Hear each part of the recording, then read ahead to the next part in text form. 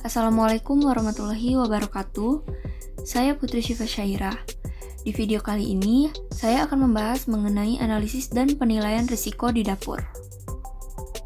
Jadi, dapur itu sendiri merupakan ruangan yang berisi kegiatan masak-memasak, di mana seperti yang kita ketahui, banyak sekali bahaya dan risiko yang dapat terjadi di ruangan dapur ini sendiri.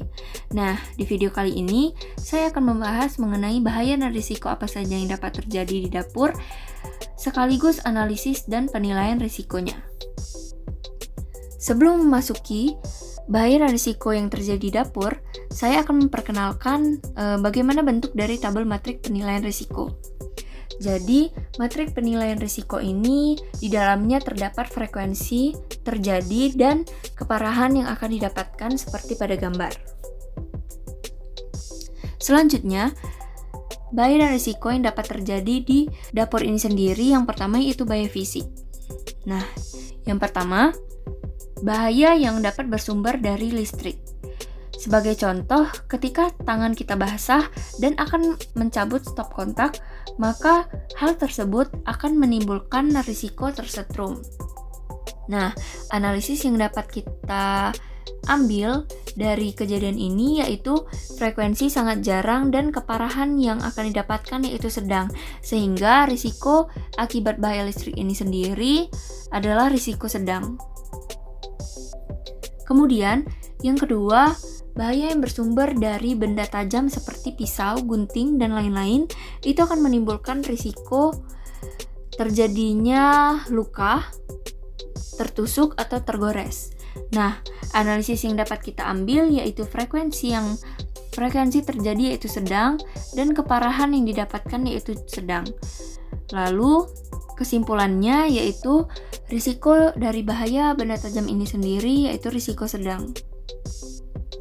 Kemudian, yang ketiga, itu bahaya yang bersumber dari panas. Nah, panas ini sendiri juga dapat bersumber dari kompor, microwave, ataupun minyak panas. Nah, hal tersebut akan menimbulkan risiko terjadinya luka bakar. Analisis risiko yang dapat kita ambil yaitu frekuensi terjadi sedang dan keparahan yang akan didapatkan juga sedang. Lalu kita simpulkan risiko akibat bahaya bersumber dari panas ini adalah risiko sedang. Kemudian, selanjutnya itu ada bahaya kimia. Bahaya kimia ini dapat bersumber dari tabung gas, di mana risiko yang ditimbulkan dari tabung gas ini sendiri dapat menimbulkan ledakan dan kebakaran, di mana analisis risikonya yaitu frekuensi terjadinya sangat jarang, namun keparahan yang ditimbulkan itu sangat berat. Maka risiko dari bahaya yang bersumber dari tabung gas ini sendiri ialah risiko tinggi.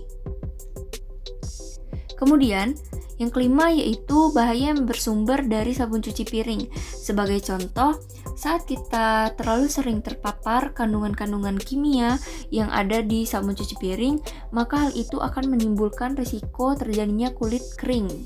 Nah, analisis risiko yang kita ambil yaitu frekuensi terjadi itu jarang dan keparahan yang didapatkan ringan.